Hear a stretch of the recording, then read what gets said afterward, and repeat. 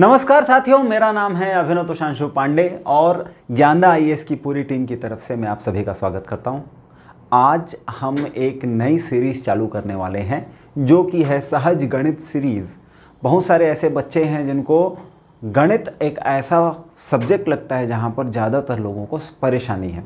इस परेशानी का कारण आपका लिमिटेड नॉलेज नहीं है, इसका एक बहुत महत्वपूर्ण कारण ये भी है कि आपको सही ढंग से सोचने का ये जो प्रोसेस है वो नहीं पता है। तो हमारे साथ में जो है ये एक बात रहेगी कि हम एक एक करके छोटी छोटी चीज़ें सीखते चलेंगे और उस बिल्डिंग के ऊपर हमारा एक ऐसा स्ट्रॉन्ग स्ट्रक्चर खड़ा हो जाएगा जहाँ से चाहे किसी भी प्रकार का प्रश्न हो, हमको उसको अटेम्प्ट करने में और क्लियरली सॉल्व करने में कोई परेशानी नहीं होने वाली है।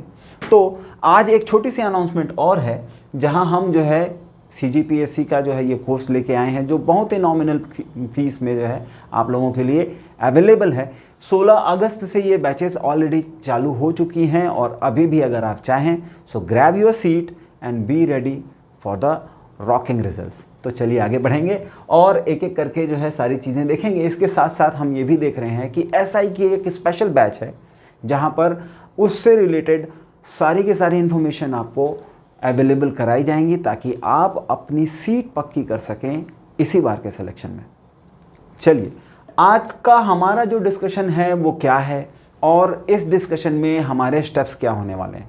तो हम ये जो पहला चैप्टर है, आप ध्यान रखिएगा कि सरलीकरण या सिंप्लीफिकेशन हर एक बुक में आपको ये पहला चैप्टर मिलेगा। तो सरलीकरण जो है हमारा एक ऐसा टॉपिक है जो देखने में तो बहुत छोटा सा लगता है, लेकिन इसके अंदर बहुत सारे सब टॉपिक्स हैं और अगर किसी भी एग्ज़ाम में एक ऐसे टॉपिक की गारंटी दी जा सकती है जहाँ से प्रश्न आने ही वाले हैं तो वो होने वाला है आपका सरलीकरण या सिंप्लीफिकेशन।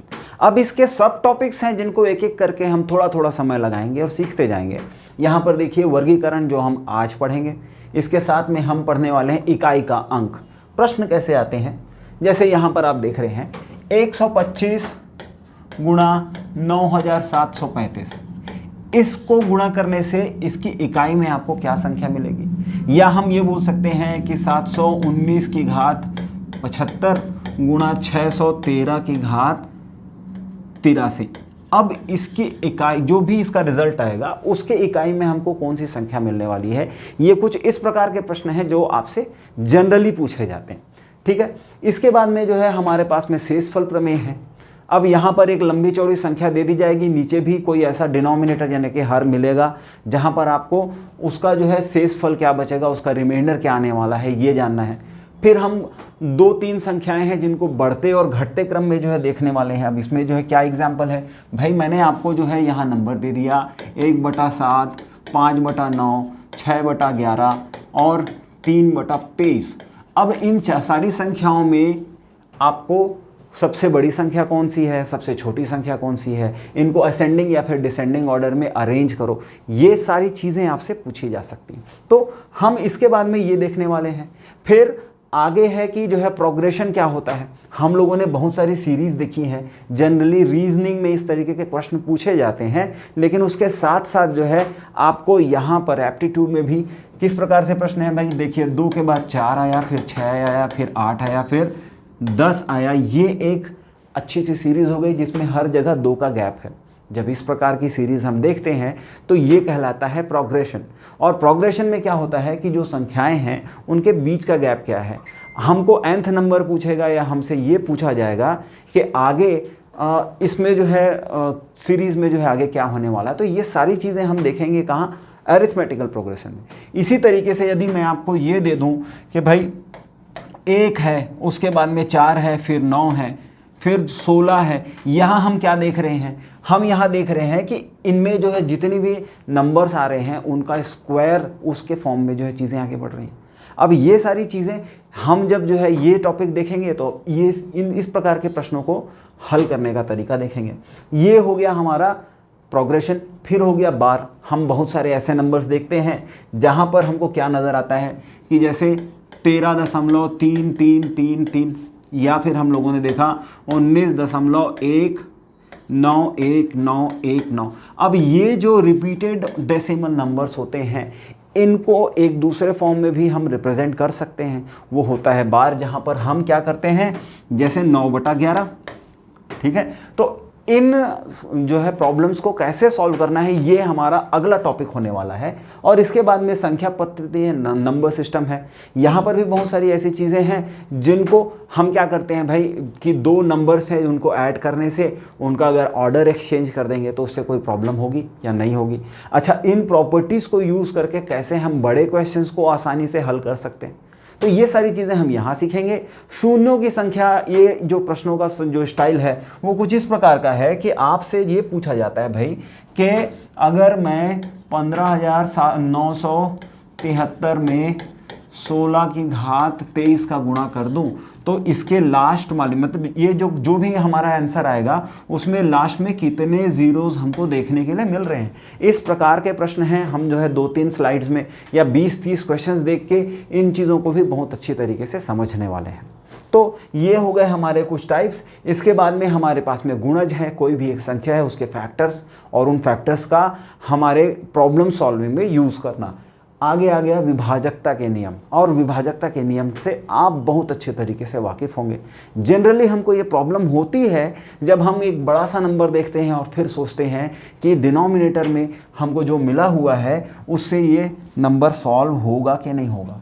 1331 है और नीचे मैंने 121 दे दिया। आपको ये जानना कि इसमें जो है हमको एक पूरी संख्या मिलेगी या फिर डेसिमल वाले नंबर्स मिलेंगे, ये चीज़ें जो है चेक करने का जो प्रोसेस है वो क्या है, विभाजकता का नियम है। भिन्न है, फ्रैक्शंस हैं। अभी हम लोगों ने असेंडिंग और डिसेंडिंग ऑर्डर में फ्रैक्शंस देखा था। इसके बाद में उसके रियल लाइफ एप्लीकेशन से बेस्ड कुछ क्वेश्चंस मिलते हैं। भाई 2/3 लोग ने आज जो है उपवास रखा हुआ है तो हमको कितने समोसे मंगाने चाहिए, ये एक ऐसा प्रश्न है जो आपकी डेली लाइफ में यूज़ होने वाला है। और यहाँ पर आप यकीन मानिए कि जो आयोग है वो आपसे प्रश्न ही ऐसे पूछता है, या तो वो पैटर्न में हो या फिर अधिकारी बनने के बाद में हर एक समय वो आपके रियल लाइफ से कनेक्टेड कोई ना कोई क्वेश्चन बन के आ रहा हो। फिर आगे हम बात करेंगे वर्ग एंड घन। यहाँ पर कोई नंबर देके पूछेगा कि इसका स्क्वायर रूट निकालो या क्यूब रूट निकालो, या फिर नंबर देके बोलेगा कि इसका स्क्वायर या क्यूब निकालो। तो वर्ग एवं घन के बारे में हमको समझ में आ गया। अब ये जो क्वोशंट है कि भाई हम लोगों ने एक संख्या को दूसरी संख्या से भाग दिया और उसके बाद में जो रिमाइंडर है उसका एक्चुअल में क्या सिग्निफिकेंस बनता है, इस बेसिस में भी जो है आपसे आयोग प्रश्न पूछता है। तो आज हम लोगों ने ये देखा कि ये जो सिंप्लीफिकेशन है वो बोलने के लिए एक सिंगल टॉपिक है, लेकिन इतनी सारी चीज़ें हम उसमें डिस्कस करने वाले हैं। आपको हर एक टॉपिक के लिए एक लंबा चौड़ा वीडियो मिलेगा जिससे आप लगभग पूरा टॉपिक कवर कर पाएंगे। मेरी पूरी कोशिश रहेगी कि हम जल्दी से जल्दी सिंप्लीफिकेशन कंप्लीट करें और उसके बाद में अपने फाउंडेशन की ओर बढ़ें, जहां पर हम धीरे धीरे करके सारे फंडामेंटल्स चीज़ें जैसे एवरेज हो गया, परसेंटेज हो गया, प्रॉफिट एंड लॉस हो गया, तो ये सारी चीज़ें भी सीख सकें। तो इसमें जो है आज का जो पहला टॉपिक था वो क्या था, नंबर सिस्टम। और नंबर सिस्टम में हम क्लासिफिकेशन ऑफ नंबर्स देखने वाले हैं। आइए बात करते हैं। चलिए, तो यहाँ पर ये जो नंबर सिस्टम है इसमें हमको क्या जानकारी पता है कि कुछ टाइप के नंबर्स हैं और उनका क्लासिफिकेशन करने का मेन रीज़न ये है कि या तो उनके जो है ओरिजिन से रिलेटेड जो है हमारे पास कोई कंसेप्ट होगा कि ये नंबर किस ऑर्डर में हमारे पास आए, या दूसरी बात ये है कि उनको हम किस जगह यूज़ करते हैं, कैसे उसकी यूटिलिटी है हमारी लाइफ में। इस बेसिस में जो है हमारे पास में नंबर्स हैं जिनका क्लासिफिकेशन है। आइए समझते हैं। सबसे पहले देखेंगे कि हमारे पास जितने भी नंबर हैं उनको बेसिकली हम दो कैटेगरी में डाल सकते हैं। पहला है कि वो नंबर्स या तो रियल नंबर होंगे। अब रियल नंबर में क्या है कि ऐसे सारे के सारे नंबर, आपको भाई नंबर लाइन तो पता है ना, इस नंबर लाइन में हम यहाँ रखते हैं 0, ये आ गया 1, ये आ गया 2, या आ गया 3, यहाँ पर -1, यहाँ -2, यहाँ -3, और इसके बीच में अगर आप चाहें तो यहाँ पर लिख सकते हैं 0.5, और इसके इनफाइनाइट डिविजन्स जो है पॉसिबल हैं। तो ऐसे सारे के सारे नंबर्स जिनको हम नंबर लाइन में रख सकते हैं वो कहाँ आएंगे, रियल नंबर की कैटेगरी में आएंगे। तो फिर इमेजिनरी नंबर क्या होंगे, ये काल्पनिक संख्याएं क्या हैं। अब भाई अगर इसको समझना है तो आप ऐसे ही सोचिए कि हम लोग ऐसे नंबर ले आए जिनको मतलब हम लोगों ने कभी यूज़ नहीं किया, हम लोगों ने कभी देखा नहीं है। अब दूसरे टाइप के जो नंबर्स हैं उनका नाम है इमेजिनरी नंबर। ये इमेजिनरी नंबर होते क्या हैं, तो आपको ये बात तो समझ में आ ही गई होगी कि ये हमारी कल्पना का प्रोडक्ट है, मतलब ये एक्चुअल में एग्जिस्ट नहीं करते, लेकिन इनकी या तो यूटिलिटी है या फिर इनके कारण कोई प्रॉब्लम है और इसलिए हम लोगों ने इमेजिनरी नंबर को बनाया। अब इसमें क्या आता है, अगर आपको स्क्वायर रूट के अंदर मान लेते हैं -2 मिल जाता है, अब ये एक ऐसा नंबर है कि इसका कोई रिजल्ट हमको पता नहीं है और ये नंबर एक्चुअल में एग्जिस्ट कर भी नहीं सकता। भाई इसके स्क्वायर रूट के अंदर ऐसा कोई नंबर होगा तो वो किसी ना किसी दूसरे नंबर का स्क्वायर होगा। मतलब अगर होता कि स्क्वायर रूट 4 करते तो इसका मतलब ये है कि या तो ये -2 इंटू -2 है या फिर ये 2 इंटू 2 है, और इन दोनों तरीकों से जो है हमको इसका रूट मिल सकता है। लेकिन अब यहाँ देखेंगे कि ये माइनस से माइनस मल्टीप्लाई करने से भी पॉजिटिव नंबर आता है और पॉजिटिव में पॉजिटिव मल्टीप्लाई करने से भी पॉजिटिव नंबर आता है। इसके अंदर का ये माइनस साइन हमारी कल्पना है और इसीलिए ऐसे संख्याओं को हम इमेजिनरी नंबर के फॉर्म में लिख लेते हैं।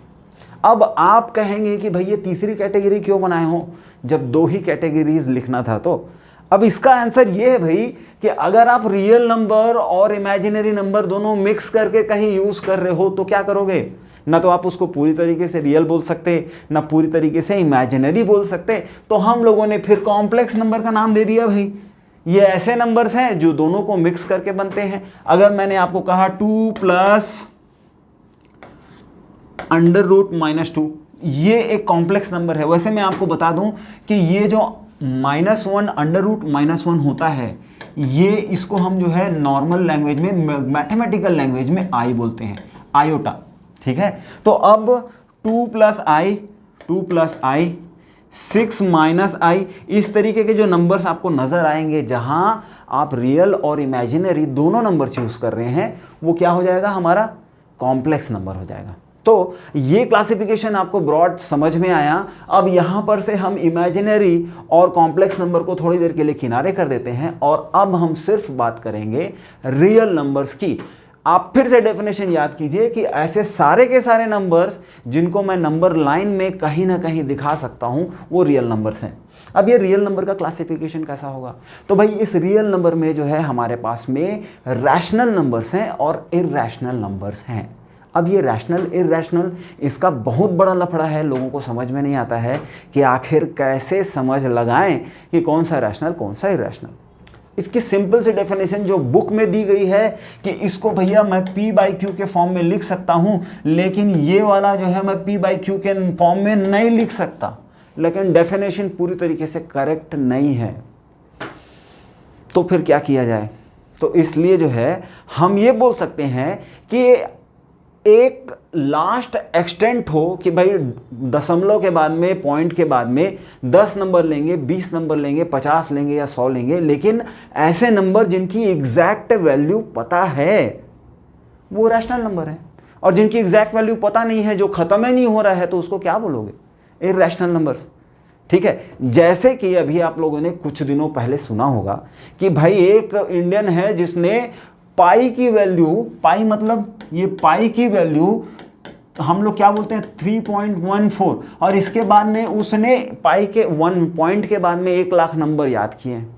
अब बताओ, ऐसी संख्या जिसके पॉइंट के बाद में 1 लाख और नंबर आते हैं, तो उतनी दूर तक आप अगर कंफर्मेशन करने जाओगे तो इसका मतलब ये है कि आपको एग्जैक्ट पता नहीं है कि पाई की वैल्यू है कितनी।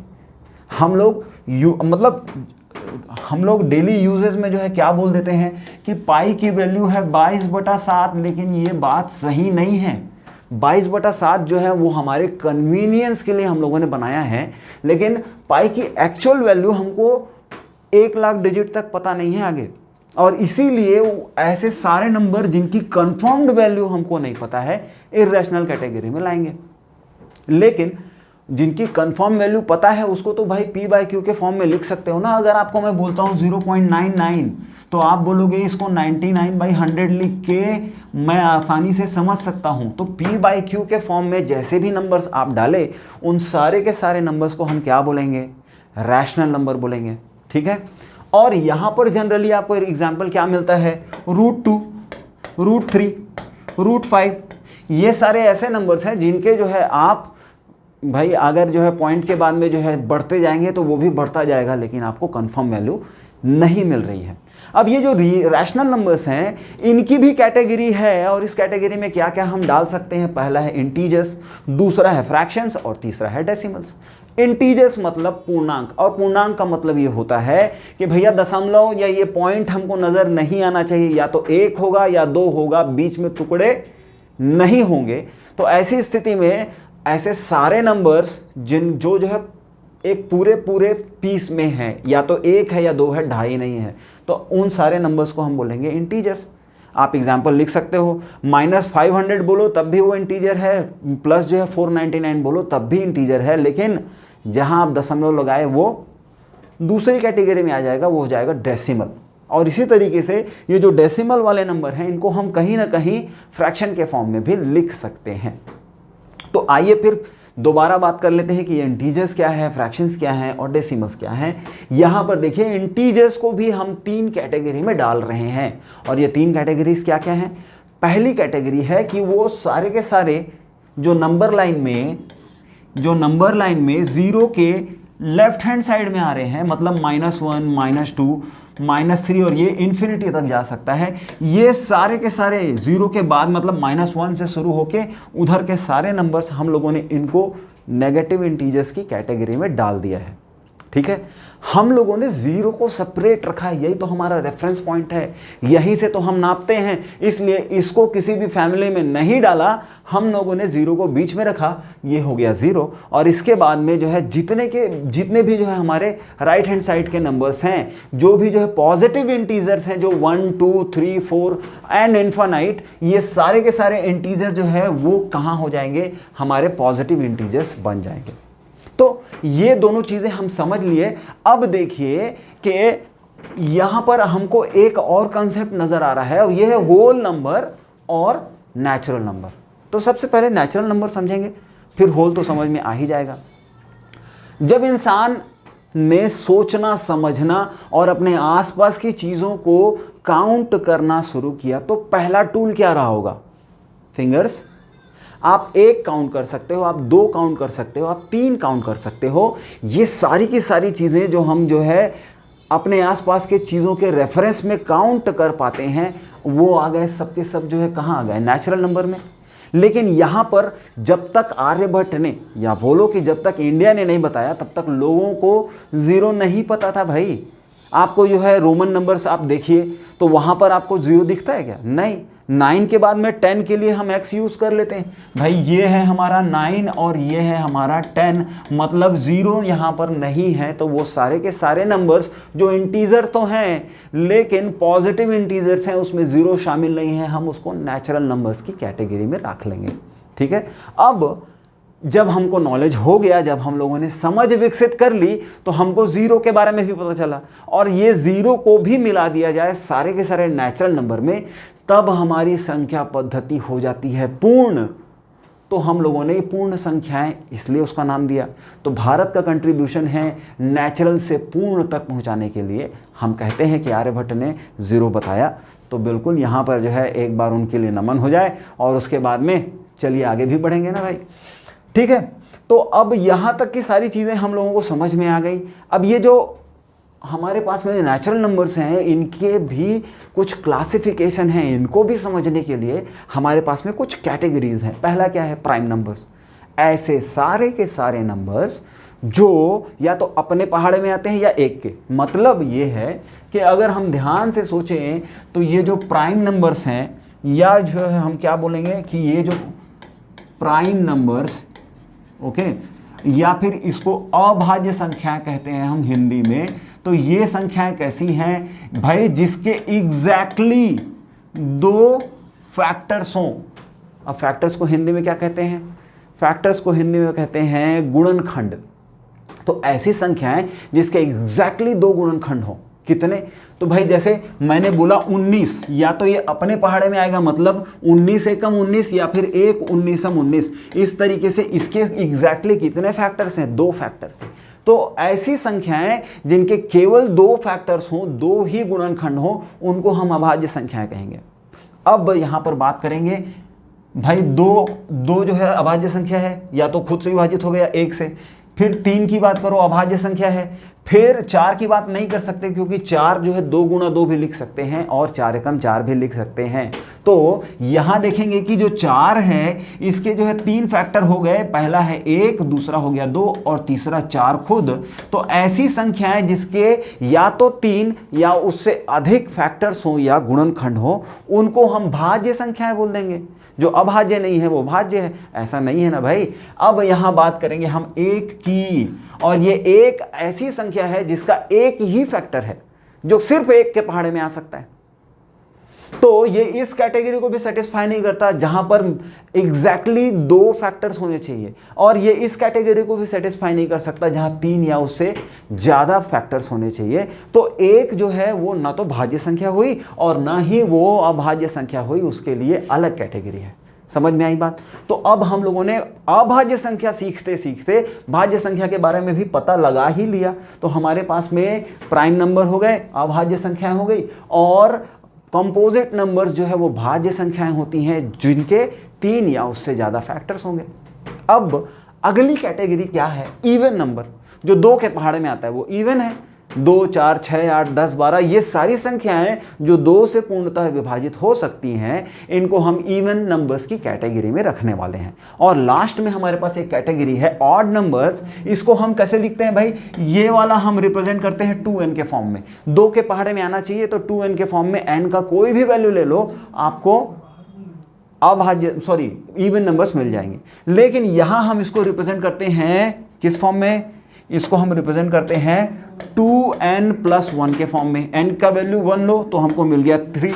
अब विषम संख्या या ऑड नंबर्स को हम लिखते हैं 2n+1 के फॉर्म में। यहां पर n की वैल्यू 1 ले लो तो 2 एकम 2 और 1 3 अभाज्य संख्या है। फिर n की वैल्यू 2 ले लो, 2 दूने 4 और 1 5 विषम संख्या है। तो इस प्रकार से ऐसी सारी संख्याएं जो 2 के पहाड़े में आती हैं सम संख्याएं, और जो 2 के पहाड़े में नहीं आती हैं वो विषम संख्याएं हो गई। तो हम लोगों ने यहां पर देखा। अब ये प्राइम नंबर में भी 2 कैटेगरी हैं जिनका बेसिकली प्राइम नंबर से कुछ लेना देना नहीं है, लेकिन फिर भी हम थोड़ी सी बात कर लेंगे।